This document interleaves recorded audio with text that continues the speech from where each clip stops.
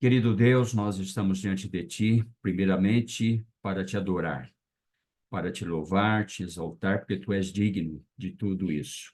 Fazemos isso em nome de Jesus, porque sem Ele nós não podemos sequer estar na Tua presença. Mas pela Sua justiça cumprida em Cristo Jesus, através do qual nós fomos considerados justos, assim nós podemos adentrar diante de Ti, pelo novo e vivo caminho que o Senhor nos abriu por meio da morte de Cristo, do seu sacrifício, que foi pleno e eficiente. Senhor, nós temos recebido tantas bênçãos de Ti nessas comunhões que temos com os irmãos. A Tua palavra tem sido cada vez mais real para nós e, de fato, ela tem ganhado o nosso coração, isso algo que nós podemos testemunhar com realidade diante de Ti, que ela não só tem trazido para nós um efeito de renovação espiritual, mas uma renovação de experiência genuína diante de Ti. A nossa vida tem se transformado de uma maneira extraordinária. E nós somos gratos a Ti, primeiramente porque nós somos imerecedores de tamanha graça, de tamanha misericórdia que o Senhor tem nos alcançado dia a dia. Agora, Senhor, nesse momento, nós nos colocamos diante de Ti para, mais uma vez, estar ponderando a Tua palavra. E isso sempre é um trabalho árduo, porque implica responsabilidade, porque envolve, Senhor, um compromisso sério contigo, porque aquilo que nós estamos recebendo, estamos buscando, é algo para ser real na nossa vida, ser algo que realmente comande a nossa vida. Ajuda-nos, então, pelo orientar pelo Espírito Santo, para que nosso coração seja receptivo, que a tua palavra possa ser desenvolvida dentro da linha do Espírito Santo e a sabedoria de Cristo seja aplicada no nosso meio nesse instante. Nós te louvamos, agradecidos, em nome de Jesus. Amém. Irmãos, então, dentro daquilo que a gente tinha comentado, né? O assunto hoje seria dar continuidade à questão da fé, né? Dentro do contexto da nova aliança. Nós abordamos ela já envolvendo aspectos no Novo Testamento, mas especificamente nós vamos entrar dentro da questão da nova aliança. E em decorrência, né, da abordagem que o Vitor fez sobre a questão do fundamento em Cristo, né, na 1 Coríntios capítulo 3, eu havia dito, né, que há uma interligação muito forte com a questão da fé. Então, eu achei muito precioso, até achei, considerei como providencial, vindo de Deus mesmo, né, esse fato ter abordado esse assunto, porque estabelecia uma base, né, muito clara da ligação com esse assunto que a gente ia recomeçar, porque, na verdade, a gente já vem há um tempo tratando com ele, né? Então, eu simplesmente faria, né, uma ligação, né, um elo entre uma coisa e outra para poder levar os irmãos a compreenderem como existe uma harmonia, um sincronismo nas escrituras com relação às verdades. Elas não são fatos isolados, elas vão se juntando, vão sendo acrescentadas, né? É um processo que nos leva ao fortalecimento da fé, né? Como eu já falei, né? O nosso conhecimento, a nossa fé, a nossa experiência, nosso envolvimento com o Senhor, ele é um processo contínuo, é, gradativo, mas acumulativo, né? Ele vai acumulando, e aquilo que nós adquirimos até ontem, né, ele deve não se estacionar, mas deve continuar, né? Então, nós estamos fazendo isso. E eu fiquei bastante impressionado, né, no lidar do assunto nas Escrituras, diante do Senhor, né, porque o Senhor conduza, né, na ponderação da palavra, que eu não quero fazer isso simplesmente como um exercício teológico, né, de conhecimento, não. Eu quero que isso seja real, primeiramente para mim, senão eu vou ser aqui um hipócrita, né, ou seja, falando coisas que eu mesmo não estou sendo afetado por ela. Eu abomino isso, né, e se algo em mim vai nessa direção, clamo ao Senhor para que me limpe, né, totalmente, para que isso não permita que eu seja o grande afetado, né? Mas o meu coração é de busca, o meu coração é de temor ao Senhor, diante da palavra, e quero, como instrumento do Senhor, ajudar os irmãos, assim como eu tenho sido ajudado pelos irmãos, né? nesse caminhar espiritual que nós temos tido juntos. Mas eu fiquei impressionado, né, da dimensão desse assunto, do fundamento. Então, a Mauri, aí é uma boa notícia, né? Em função de que você falou que esse assunto foi importante para você, então nós vamos ter que retomar, viu? Mais uma vez vai ficar adiado a questão da fé, né? Para um outro momento, e nós vamos retomar esse assunto, porque eu Sim. senti, diante do Senhor, né? O Senhor mesmo trazendo esse encargo, esse sentimento de que havia necessidade de esgotar um pouco mais o assunto, embora seja inesgotável, né? Mas, ou seja, ele deixar um pouco mais claro, né? Algumas coisas, e, e sempre é bom, né? Nós estamos tratando de fundamento, né? Fundamento e alicerce.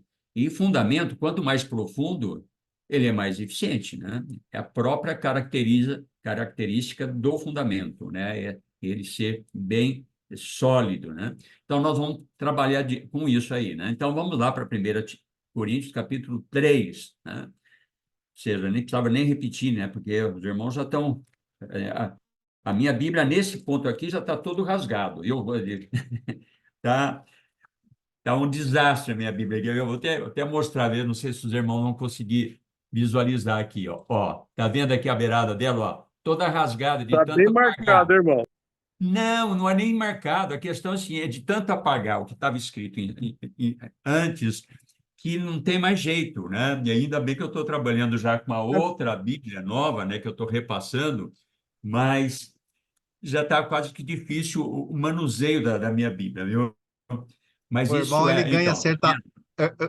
O irmão Eber, ele vai fazendo os estudos dele e tal, e vai anotando, né? De repente, ele tem comunhão com algum irmão, puxa, ganha luz aí, ele apaga aquilo, vai de novo para outro lado. É, mas tem sido muito bom, viu? Isso tem sido uma maravilha. Então, vamos abrir lá 1 Coríntios, capítulo 3. O que que eu proponho para os irmãos é o seguinte, mais uma vez, ter paciência, né? Para que a gente tire o Sim. melhor proveito daquilo que está relatado no texto. E aí, dentro daquele princípio que eu passei para o Faganelli ontem, né? Ou seja, a primeira coisa que a gente tem que dar preocupação com a Bíblia são aqueles princípios. Primeiro, está totalmente dependente do Espírito, ou seja, o nosso coração tem que estar sensível ao Espírito, né? Nós temos que estar com o Espírito, digamos, a flor da pele, né? Ou seja, não é simplesmente uma oração, Senhor, oriente-nos nesse estudo, né? Ou seja, aí fica uma oração meio que isolada, né? Não, é algo assim, é de uma atitude. Olá, Ronaldo, tudo bem? Graça e paz. Graça e Então, paz, irmão. Você passa, então, é irmão. uma atitude de fato de dependência, né? Nós estamos aqui, Senhor, fale conosco, né? Que a tua palavra realmente me afete, porque se não for assim, nós não vamos conseguir penetrar naquilo que de fato está revelado para nós nas Escrituras. Em segundo lugar, aquela preocupação, né? Ou seja, deixar a Bíblia falar o que está escrito, né? Não ter a preocupação de tentar é, argumentar, né, ou interpretar o que está escrito, né? Claro que nós fazemos isso, mas mediante o trabalhar das escrituras, né? Um texto tem que esclarecer, tem que trazer luz àquele outro texto, né? Até citei o princípio lá que é bastante conhecido, né? Que fala assim: às vezes nós estamos diante de um texto que ele tem algum nível de dificuldade de interpretação.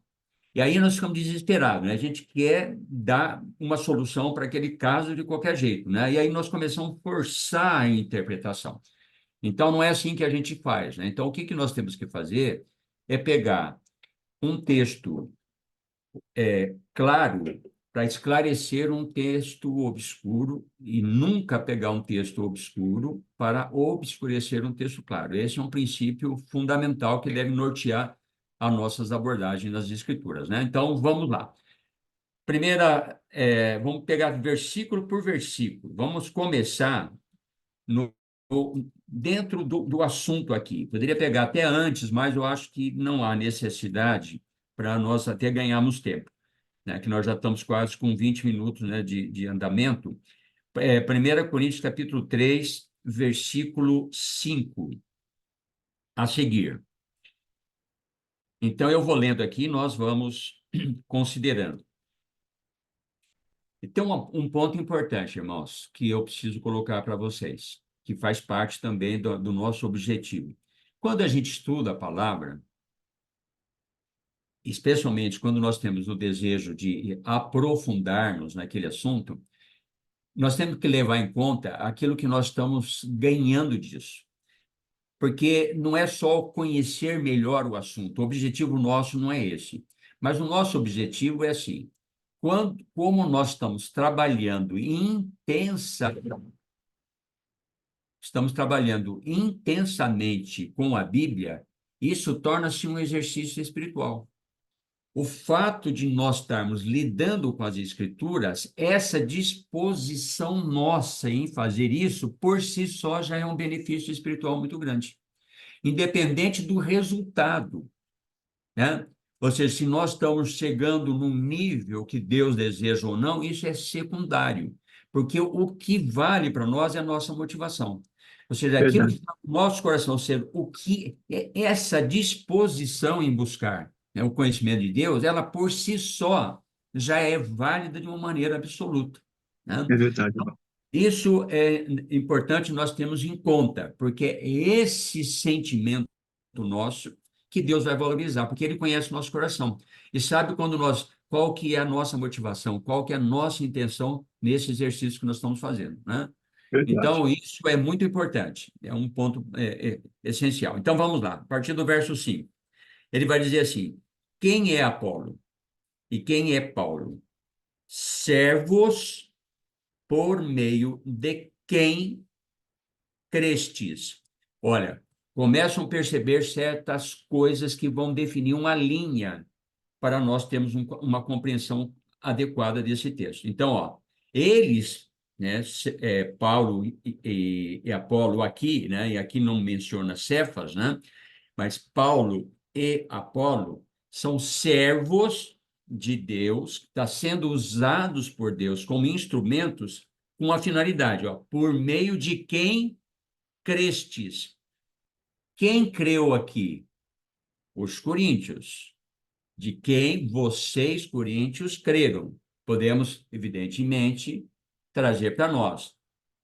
Nós somos aqueles que somos destinatários daquilo que está sendo ensinado aqui. Paulo e Apolo está servindo como instrumento de Deus para trazer para nós essa luz sobre esse ponto que está sendo tratado aqui. Então, nós temos aqui, no primeiro plano, instrumentos, servos de Deus que está sendo usado para uma finalidade. Esse é um ponto.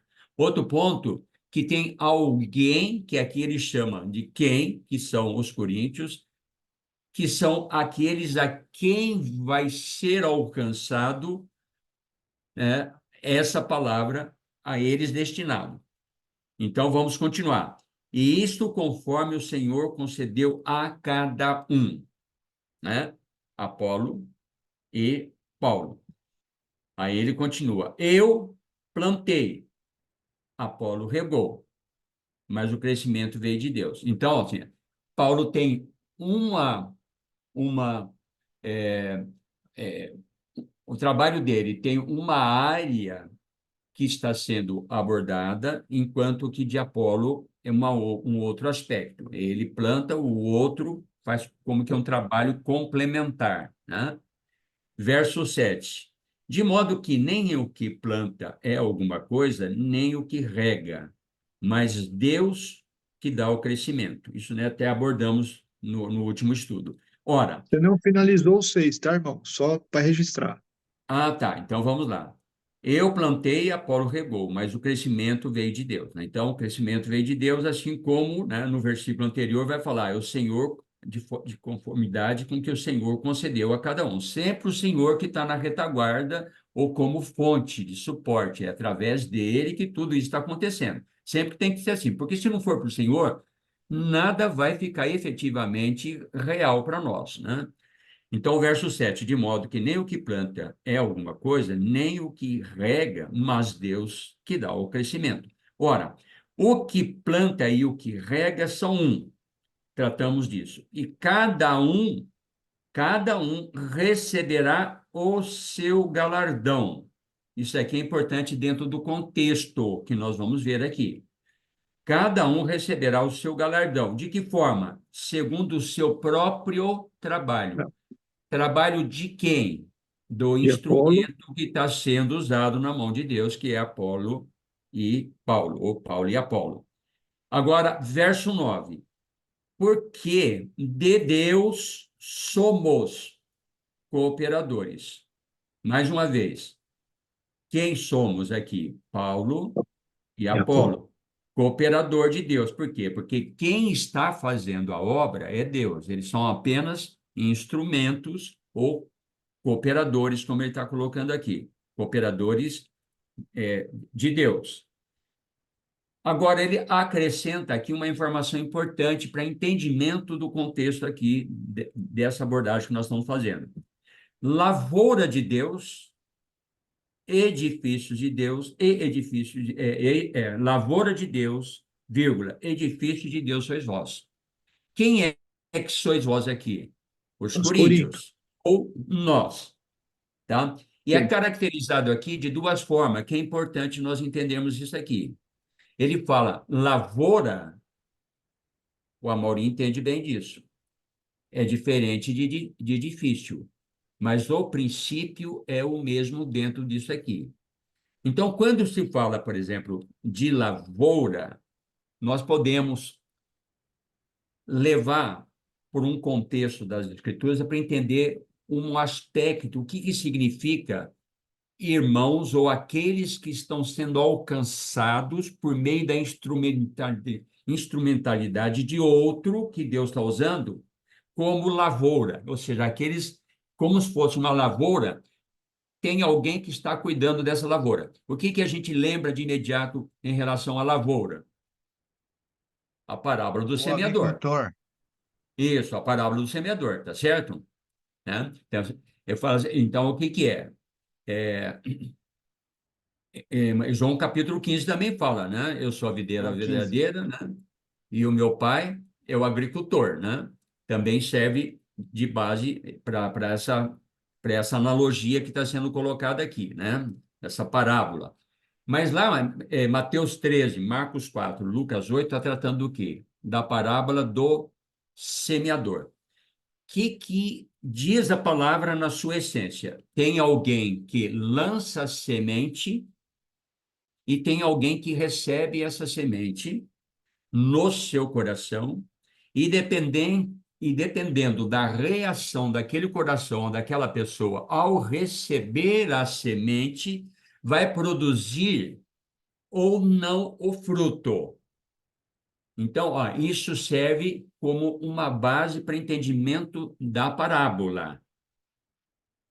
Então, quando ele coloca aqui, vós sois lavoura de Deus e edifício de Deus, não está à toa isso. Tem um significado muito claro. Então, numa lavoura, como lá está em Mateus capítulo 13, nós temos a percepção clara de como foi o processo de produção daquela lavoura. Ou seja, como frutificou a semente lançada. Nós vamos entrar um pouco mais profundamente nisso, ou uma abordagem um pouco mais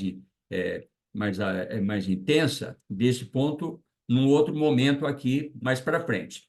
Agora, vamos para o outro aspecto. Tem lavoura, e aí tem o princípio que eu estou passando para os irmãos irem considerando. Mas também tem edifício de Deus. O que a gente lembra de edifício? É uma construção que também tem um processo, né? Que toda a construção ela começa por onde? Pelo alicerce. Toda a construção tem que ter fundamento, né? E ela vai se desenvolvendo num processo também gradativo e contínuo, né? Com um objetivo também definido, assim como a lavoura. Ninguém planta se não tem o objetivo, né? Que é colher. E a colheita faz parte do processo que ainda procede numa etapa posteriormente, que tem outro objetivo, né? Ninguém planta para dar o fruto e depois jogar fora o fruto, por exemplo, né? Ou seja, tem todo um processo que está envolvido. A edificação também, ninguém edifica algo, um prédio, uma casa, sem um objetivo naquela edificação. Tudo isso está embutido aqui dentro desse contexto dessa parábola. Então, para esclarecer aqui o que é esse edifício, para ficar o conceito já indo registrado, porque nós vamos trabalhar, provavelmente não vai dar para a gente terminar hoje, mas temos que ir vagarosamente para que fique claro para nós. Vamos ver, então, o que a Bíblia diz, algo semelhante à questão de edifício, no que se refere aqui essa abordagem. Vamos lá para Efésios capítulo 2, verso 22. Só esse versículo eu estou separando ele propositadamente dentro de um contexto. O contexto nós vamos trabalhar posteriormente, né? Então, os irmãos não estranhem para usar um versículo isoladamente, tá certo? Efésios 2, verso 22, que diz assim: no qual, que é no Senhor Jesus Cristo, né? Cristo Jesus fala aqui, né? No verso 20, no verso 21, né? No qual também vós juntamente estáis sendo edificados. Olha, aí é a questão da edificação. Eu estou trabalhando só com o conceito por enquanto, tá certo? Edificação. Sois edificados para finalidade, habitação de Deus no Espírito. Olha, a edificação tem um propósito. Quando Paulo menciona isso aqui do edifício de Deus, ele tem em mente isso aqui, o que representa. Ele não está fazendo isso aqui à torta e direita. Ou seja, é algo de forma deliberada, propositada e planejada, que tem, né, um começo, um meio e um fim em relação àquilo que ele está fazendo. Isso vai ser discorrido daqui para baixo. Então, nós vamos continuar aqui. Mais um texto ainda sobre importante. Primeira Epístola de Pedro, capítulo 2, versículo 5. Wanda, pega um copo d'água para mim, por favor. Primeira Epístola de Pedro, capítulo 2, verso 5. Acharam? 1 Pedro 2, 5. Também vós mesmos, mais uma vez, eu estou tirando o texto isolado do contexto, que nós vamos trabalhar posteriormente o contexto. Também vós mesmos, como pedras que vivem, sois edificados, está vendo a questão da edificação? Casa espiritual, a mesma coisa de Efésios. Para serdes sacerdócio santo, que tem uma característica diferente de Efésios. Lá fala para a habitação do Espírito em nós. Aqui fala para ser de sacerdócio santo, a fim de oferecer de sacrifícios espirituais a Deus por intermédio de Jesus Cristo. Então, está tratando de edifício aqui também, que nós vamos trabalhar também com Pedro posteriormente. Então, vamos avançar agora na outra parte do texto aqui, que é a partir do versículo 10. Então, nós vamos ler aqui o 10 e o 11, e aí eu vou trabalhar com os irmãos os textos relacionados a esse ponto aqui. Verso 10, então. Segundo a graça de Deus que me foi dada, lancei o fundamento. Então, o que ele está dizendo aqui? Ele está puxando aquilo que ele já havia dado introdução lá. Eu plantei, Apolo regou. Quando ele fala eu plantei e Apolo regou, ele está usando a ilustração, a parábola daquela primeira parte, lavoura. Plantar e regar está relacionado a plantio de alguma coisa. Aqui, ele começa a usar a outra figura que ele vai trabalhar com mais intensidade daqui para frente. Mas dentro do mesmo princípio, como nós vamos ver posteriormente. Então, segundo a graça de Deus que me foi dada, lancei o fundamento. O que significa isso aqui, lancei o fundamento? É a mesma coisa de que eu plantei, né? O plantar e lançar o fundamento está dentro do mesmo princípio e tem a mesma finalidade, né? Como prudente construtor. E outro edifica sobre ele. que é esse outro edifica sobre ele? Apolo regou. É o mesmo princípio. Só que ele está usando agora a metáfora posterior. Primeiro e depois a lavoura, vocês são lavoura, e o que isso implica, e edifício de Deus. Então, eu lancei o fundamento, né? Lancei o fundamento como prudente construtor, e outro edifica sobre ele. Então, aqui dentro desse contexto, por exemplo, Apolo está fazendo isso. Mas isso é ampliado quantas vezes você quiser fazer isso, tá certo? Por exemplo, eu, de alguma forma, estou fazendo o que aqui? Estou regando, por exemplo, certo? Ou não? Né? Estou regando, né? Porque Certo. vocês já têm a palavra, receberam de Sim, alguém, né? O que eu estou isso. fazendo? Regando. Ou então, estou edificando sobre Edificando. algo que vocês já receberam, tá certo? Que é o fundamento, né? Perfeito. Então, edifica, olha, eu lancei e outro edifica sobre ele. Você tem um fundamento. Aí vem alguém edifica sobre o fundamento, tá? Porém, cada um veja como edifica. Isso aqui é uma exortação crucial dentro do contexto, porque isso é para todos nós. Não importa, né, com quem nós estamos lidando com relação ao histórico dele anterior. O que importa, por exemplo, mas ele recebeu de forma errada, né? Agora, então, não tem mais jeito, ou alguma coisa assim. Não, nós temos que ser sempre diligentes como prudente construtor, no sentido de estar acrescentando aquilo que Deus exige de nós como cooperadores dele. Então, veja, Hébio, veja como você está fazendo isso que eu estou te pedindo ou estou te dando um encargo para fazer. Então, cada um, porém, veja como edifica. Agora, o versículo 11. Porque ninguém,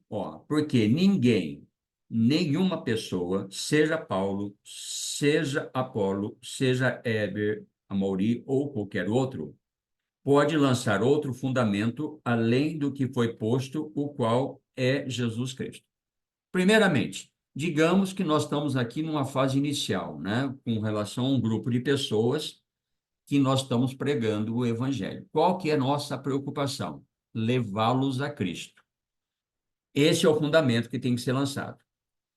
Agora, nós vamos compreender no decorrer do nosso estudo aqui desse assunto e também com relação aí que está a interligação da questão da fé, que não é porque foi lançado Cristo, dali para frente não tem mais nada que ver com Cristo. Não, é absolutamente relacionado a Cristo, porque é por meio dele, né? É dele, por meio dele, para ele são todas as coisas. É o processo integral, sempre tem que ir para Cristo. Senão nós vamos incorrer naquele erro dos judeus lá, dos fariseus, né? De João 5,39. Vós examinais as escrituras, julgais ter nela a vida eterna, e são elas mesmas que testificam de mim. Contudo, não quereis vir a mim para terdes vida. Ou seja, a finalidade das escrituras é exatamente para levar para Jesus Cristo, e especificamente a questão da maturidade. Lembra que nós temos batido nessa questão de maturidade? Maturidade, o pleno conhecimento, que Deus deseja que todos os homens sejam salvos e que cheguem ao pleno conhecimento da verdade, e o pleno conhecimento da verdade aqui, e o pleno conhecimento da verdade lá. Por quê? Porque isso é essencial. Porque se não tem o pleno conhecimento da verdade, nós somos crianças em Cristo. E como criança, nós não podemos servir a Deus de forma adequada, né? E nem nós podemos, né, alcançar os outros no rumo a esse processo que Deus exige de nós, como nós vamos ver pelos textos, e os outros também têm que ser alcançados na mesma dimensão. Então, vamos ver aqui já alguns pontos aqui que são importantes com relação ao fundamento. Vamos lá. Que fundamento que é esse? Está falando aqui, Jesus Cristo, né? Foi dito aqui, Jesus Cristo. Agora vamos ver aqui dentro do contexto de Coríntios mesmo. Primeiramente, capítulo 1, versículo 23 e 24.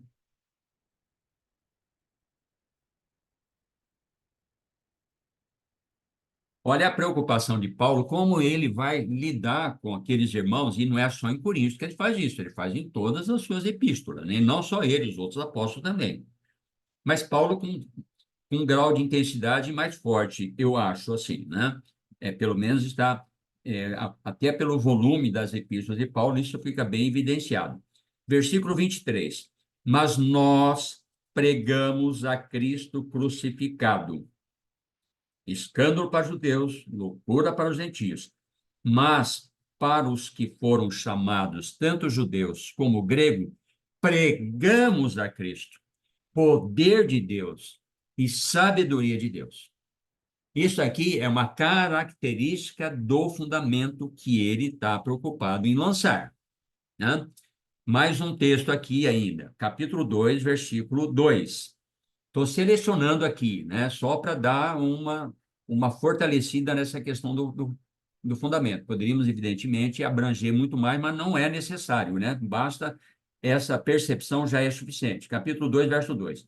Porque decidi nada saber entre vós, senão a Jesus Cristo e este crucificado. Quando é colocado assim, Paulo não só está falando de Cristo, mas está utilizando de um recurso que leva a uma experiência mais profunda. Quando ele fala assim, Cristo crucificado, isso tem um significado. Ou seja, é um fundamento que tem uma característica ampla. Por isso que nós estamos estudando, por exemplo, começamos ontem sobre que Cristo que nós cremos está relacionado com a questão do fundamento ou não. Ou seja, eu posso estar pregando um Cristo que não tenha nada que ver com esse fundamento que Paulo Verdade. está falando aqui. Ou seja, imagine o desastre que vai ser o processo e a finalização desse processo, quando a base está incorreta, o alicerce, o fundamento está errado. Por Olha a isso que assim, preocupação. por isso que veja como edifica. Por isso, como edifica. Por isso a nossa preocupação, né? Todos esses assuntos, que eles são, quando se trata de fundamentos das escrituras, eles são um pouco, como eu tenho falado para os irmãos, é mais árduo para a gente trabalhar, e não é para qualquer um, porque pode confundir. Tem que ter um grau de maturidade, mas especialmente um grau de sensibilidade daqueles irmãos como vocês em estar recebendo. Porque mesmo que haja dúvida, os irmãos têm a capacidade e a responsabilidade diante do Senhor de trabalhar isso. Mas quando não tem maturidade, os irmãos que estão recebendo vão trabalhar isso de forma incorreta e pode trazer consequências graves. Por isso que não é para qualquer um que a gente pode trabalhar dessa forma como nós temos tendo o privilégio de trabalhar aqui. Certo? Um outro texto, capítulo 4, verso 15 aqui. 4:15. Paulo vai dizer assim: porque ainda que tivesseis milhares de preceptores em Cristo, não terias, contudo, muitos pais, pois eu, pelo Evangelho, vos gerei em Cristo Jesus. E lá em outro texto ele vai falar, né? Sofro nas dores de parto até que Cristo seja formado em vós, né?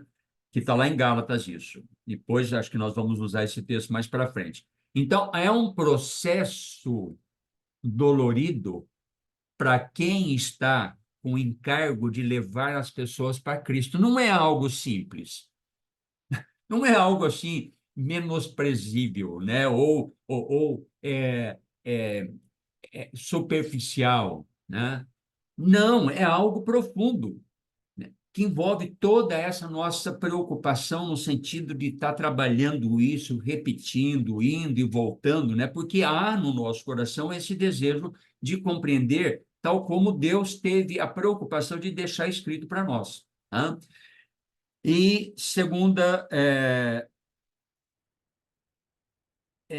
Coríntios, capítulo 4, verso 5. Segunda Coríntios, e vamos parar aqui, porque eu acho que esses exemplos já são suficientes para estar relacionado que tipo de fundamento que Paulo está tratando aqui. 2 Coríntios 4, 5. Porque não nos pregamos a nós mesmos, Olha só. Ou seja, pregar o evangelho, pregar Cristo, não tem nada que ver conosco. Tem nada que ver com a minha perspectiva, com aquilo que eu acho, né, com a minha metodologia, ou qualquer coisa relacionada a mim. Tudo isso está relacionado com Deus, a quem nós temos que prestar conta. Aí, ele continua, mas a Cristo Jesus como Senhor e a nós mesmos como servos por amor de Jesus. Então, um outro tipo, quem poderia desdobrar isso é, de várias formas, ou seja, que tipo de Cristo que Paulo prega, né? Falou como crucificado, aqui está falando como Senhor, e aí ele vai mencionando de várias formas, tá certo? Aí fica ao encargo dos irmãos descobrirem, né, a dimensão né, desse fundamento, né? A sua profundidade, né? A sua largura, a sua altura, conforme fala lá em Efésios, né? No capítulo, acho que 3, né? Que vai falar sobre isso aí. Então, agora vamos considerar o versículo 12, que é importante aqui. Olha, eu lancei o fundamento, outro edifica sobre ele, veja cada um como edifica, porque ninguém pode lançar o outro fundamento além daquele que foi posto Jesus Cristo. Agora, começa o versículo 12 de uma maneira interessante, tipo assim, contudo, ou seja, há um porém aqui, irmãos, contudo, aí ele começa a trabalhar com um pouco mais de intensidade essa questão. Contudo, se o que alguém edifica. Primeiramente, aqui ele vem falando, como eu disse para vocês, lá no verso 5, servos por quem, né? Aparece a expressão lá, quem se refere os destinatários. Depois ele vai falar da pessoa, dos instrumentos, Paulo e Apolo. Depois, ele está falando, eu lancei, outro edifica sobre ele. Está falando dos cooperadores, dos instrumentos na mão de Deus. Quando chega aqui, ele fala assim, contudo, se o que, aqui não está falando nem do destinatário e nem do cooperador. Tanto o destinatário quanto o cooperador são pessoas. Aqui é o que. Não está relacionado com pessoa. Então, ó, contudo, o que alguém edifica sobre o fundamento. Então, sobre o fundamento que é Cristo, evidentemente, uma pessoa, e que está sendo lançado para dentro de uma outra pessoa, né? O nosso Deus, Senhor Jesus Cristo, sendo lançado para dentro do destinatário da mensagem, vamos colocar dessa forma, através de instrumentos cooperadores. Agora, tem o que alguém coloca sobre o fundamento. Aí esse é o ponto. Vamos trabalhar o que é esse o quê. Então, os Então, elementos, vamos dizer assim, os elementos que são, né? isso. Agora, veja bem, interessante aqui, ó. No verso 12, eu só vou antecipar aqui só para fazer uma ligação, mas nós vamos voltar aqui. Ó, contudo, o que? Verso 13, manifesta tornará a obra. No final do verso 13, e qual seja a obra. Verso 14, se permanecer a obra. Verso 15, se a obra, né? Então, nós temos aqui uma, duas, três, quatro vezes mencionando a obra. O que é essa obra? Essa obra é o que Sim. está sendo lançado sobre o fundamento. Os irmãos estão percebendo ou não? Tá, hã? Muito bem. Então, vamos lá. Contudo, se o que alguém edifica sobre o fundamento, aí ele vai fazer também uma analogia para ilustrar essa questão. Então, ele apresenta ouro, prata, pedras preciosas, madeira fina e palha. Então, como um irmão comentou, acho que foi o Genaro durante a comunhão anterior, que nós não temos que estar preocupados, não sei quem foi que colocou, sobre o que significa, né, querer trabalhar, né, como o Vitor até colocou. Não, o ouro representa a natureza divina, a prata é a redenção, né? Outra representa não sei o quê. Aí nós começamos, nos perdemos, né? Em coisas que não ajudam em absolutamente nada. Aqui, a essência Até disso, comentei para o Amaury não se atentar a essas coisas aqui, para ir para o essencial. isso. Porque o que representa aqui é basicamente isso. Tem um grupo e outro grupo. Um grupo tem coisas de valor significativas. Aí está até relacionado com aquele texto que o Amaury levantou e eu trabalhei com o Vitor, né, no outro dia de comunhão, que está lá em 2 Timóteo capítulo 3, que é numa casa há vasos para honra e vasos para Capítulo desonra. 2, Capítulo 2, 2 19 e 20. de 2 Timóteo, né? Então, que tem lá, e está lá relacionada a questão de um fundamento lá que é diferente desse fundamento. Nós trabalhamos lá e hoje não vai dar tempo para chegar lá, mas nós vamos usar esse texto também, porque é importante para dar um entendimento aprofundado dessa questão, irmãos. Eu acho que depois que a gente terminar aqui, eu acho que nós vamos ter que ter uma percepção razoavelmente madura sobre essa questão, que não significa que está esgotando. Isso é, é absurdo pensar dessa forma, mas precisamos de ter uma base sólida, né? Então, vamos lá. Por um lado, você tem um grupo de alguma coisa que tem valor, especialmente para Deus e também para nós.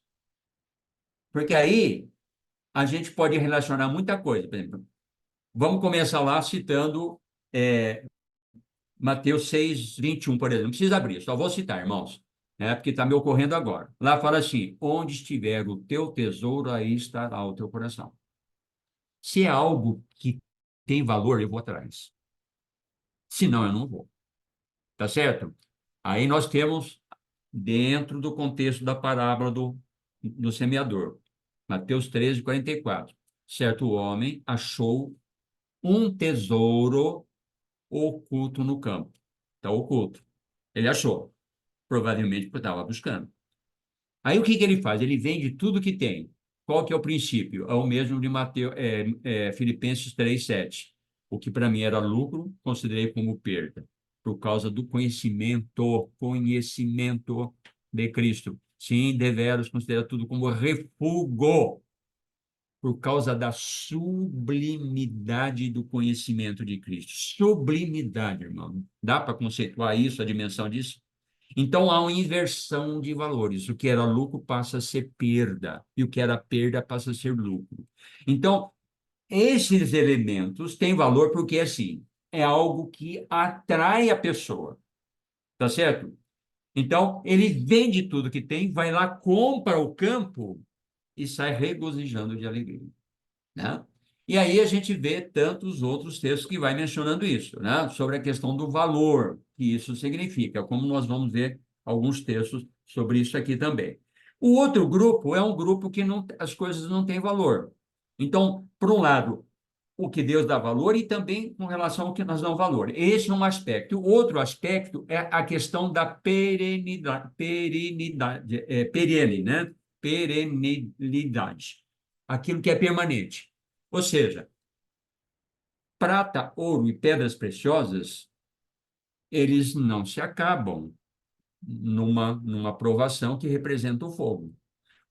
Os outros elementos evaporam diante dessa situação do fogo, que é a provação. Então, esse é o aspecto. Então, o que está sendo lançado, ele vai ser caracterizado entre o que permanece e o que não permanece.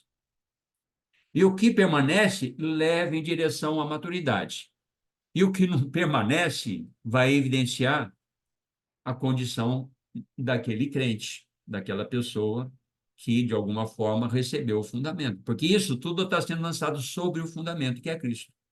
Tá certo? Porque se a pessoa não recebeu o fundamento que é Cristo, você pode lançar sobre ela toneladas de ouro, prata e pedras preciosas que não vai resolver nada. Porque a base está incorreta, não tem sustentação. Tá certo? Então, vamos lá. Caracterizado esse aspecto desses elementos, vamos pegar algumas menções da Escritura para a gente poder compreender, né? Vamos lá. Salmo 19:10.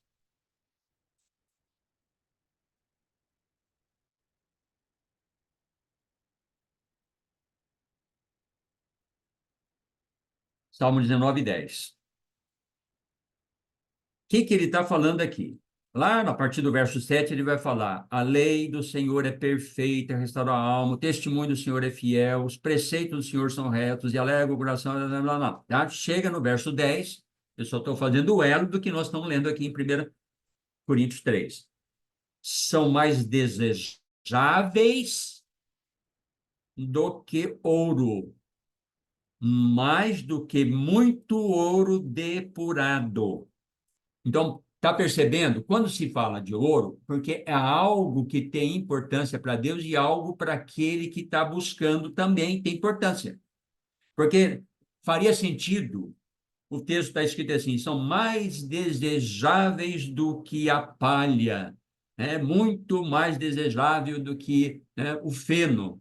Fica Não, não muito faria o pobre, menor né, irmão? sentido, né? Hã? Fica muito pobre.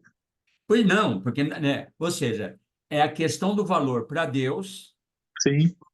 e o valor para nós, né? Porque para Deus é isso, a palavra dele, né, como nós vamos ver, né, já vou assim, adiantar o versículo, Efésios 3:8. O evangelho das insondáveis riquezas de Cristo, né? Ou seja, a própria palavra conceitua como um tesouro, né? Nós temos lá ainda, Colossenses, vou já colocar. Cristo, em quem todos os tesouros da sabedoria e do conhecimento estão ocultos, né? E mais um texto, Provérbios, capítulo 2. Interessante esse salmo aqui, viu? Mostrando que a lei, que os preceitos, mandamento, né, são muito mais preciosos que ouro. Isso, e é bom ler, depois, né, os irmãos, aí nas suas reflexões, na meditação pessoal aí, pegar esses textos, né, e pegar o contexto, porque, Sim. evidentemente, olha, a gente pegando o texto isolado, olha o tempo que a gente gasta, né? Imagine, né, se for pegar todo o contexto, né? Então, Provérbios capítulo 2, versículo 4. O que está falando aqui? 2:4. 2:4. Desde lá do capítulo 1, está falando da sabedoria. E nós sabemos, no capítulo 8, fala assim, eu a sabedoria. E quem que é a sabedoria? É Cristo, né? Que está personificada, a sabedoria. Sim. Aqui ele Sabedoria de vai... Deus. Aqui é maravilhoso todo esse contexto. Nós não temos tempo para entrar nele. Eu só vou pegar aquilo que nos ajuda agora dentro desse ponto que nós estamos abordando. Está falando da sabedoria. Se buscares a sabedoria como a prata, tá vendo? Lá no Salmo 19 fala de ouro. Aqui fala da prata, que está tá incluída lá, né? Como a prata e como a tesouros escondidos a procurares. É a questão da busca, ou seja, porque você vai na direção daquilo que se ama, daqui, né? Onde estiver o teu tesouro, aí estará o teu coração. Então, é o meu coração que importa para Deus. Ou seja, o que eu busco não é naquilo que eu tenho vantagem, porque a grande maioria das pessoas buscam a Deus por causa daquilo que Deus supostamente vai dar a ele, ou que ele deseja. Não, o tesouro meu não é o que Deus me dá, mas é a pessoa de Deus, né? Por isso que Sim. nós estamos aqui passando por momentos difíceis de sofrimento, né, de angústia, de tanta coisa, mas isso não nos faz enfraquecer na fé, mas aumentar a fé, porque nós entendemos o processo de Deus, né? E é isso que é o que vale, o que importa agora, tá certo? Você ia falar alguma coisa, Faganelli? Eu ia falar assim, irmão, porque assim, o que está me chamando a atenção é que cada item lá que é mencionado lá em 1 Coríntios, o que ele representa nesses textos que a gente está lendo. Tanto agora no Salmo como agora em Provérbio. O que o ouro está representando, né? Que é o que vai ser edificado como ouro, né? Agora o que representa a prata, como está sendo edificado, É nesse aspecto que está me chamando a atenção, que está representando cada coisa ali. Isso. Ó, agora vamos ver o aspecto negativo, né? Mateus capítulo 13. Vou pegar só Mateus, né? Que o estudo nosso sobre parábola do semeador nós já fizemos, né? Que usamos os 3 evangelhos para trabalhar isso aí. Mateus 13. O que que tem aqui? Aí você tem o mesmo princípio, só que com relação à lavoura, não com relação ao edifício, mas é a mesma coisa, tem os mesmos propósitos, tem o mesmo processo, tem a mesma início e o mesmo fim, né? Só que com características diferentes. Aqui está falando da lavoura, né? Mas então vamos ver aqui. O que que acontece? Que representa a semente? Nós sabemos que é a palavra, que está sendo lançada no terreno, que é o coração das pessoas. A palavra é o tesouro, como nós vemos lá, Salmo 19, Provérbios capítulo 2. Esse é o tesouro. Tanto a palavra quanto o Cristo é a mesma coisa, e esse é o tesouro que nós estamos buscando, né? Agora, o coração recebe esse tesouro na dimensão em que ele dá valor naquilo que ele, de fato, é, é, busca. Está Ou seja, recebendo, irmão. né? Daquele Então, quanto que ele está recebendo. isso, Quanto que eu ou estou dando seja, valor naquilo que eu estou recebendo? é, ou seja, por exemplo, a reação, por exemplo, nós todos aqui estamos demonstrando de uma forma inequívoca que nós amamos a Cristo, amamos a palavra e estamos dispostos a pagar um preço para isso, para ter isso como um tesouro não externo, mas dentro do nosso coração. A parábola do semeador basicamente mostra o quê? O desprezo das pessoas por isso, né? Ou seja, aí não ia abordar isso, mas eu só vou fazer menção, vamos ver se eu acho o texto aqui,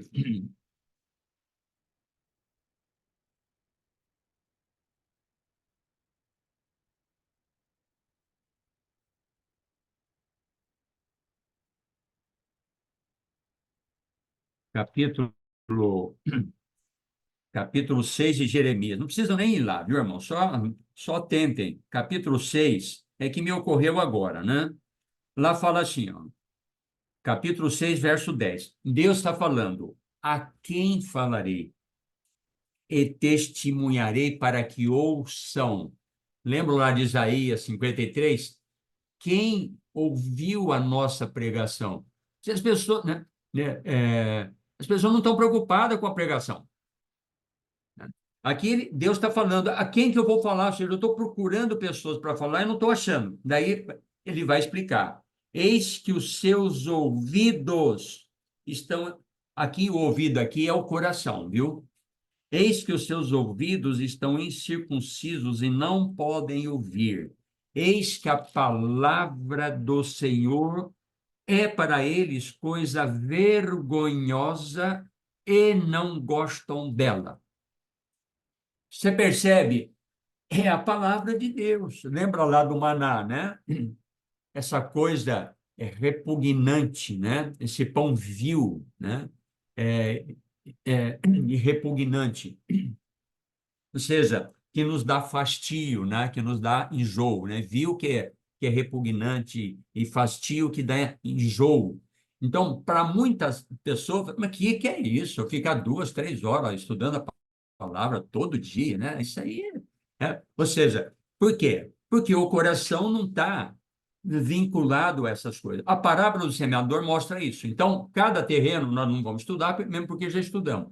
Cada terreno mostra o obstáculo para que aquela palavra, que é o próprio Senhor Jesus Cristo, sendo lançado como fundamento, como é que a pessoa recebe o fundamento para dentro dela, para dentro do coração, para dentro da terra, usando a ilustração da palavra? É por meio da semente, por meio da palavra. Então, essa semente que vai como fundamento tem essa resistência. Por quê? Porque há essa barreira, né? E tem aqueles que recebem para dentro do coração, mas não avança, que está relacionado com o contexto aqui de 1 Coríntios, capítulo 3, porque está relacionado com o quê? pode ver que os terrenos aqui, com exceção do primeiro, que, à beira do caminho, que caiu, as aves dos céus já vieram e retiraram, que é o diabo que retirou, os demais terrenos acolheram a palavra. E ela germinou. Só que o problema é que não frutificou.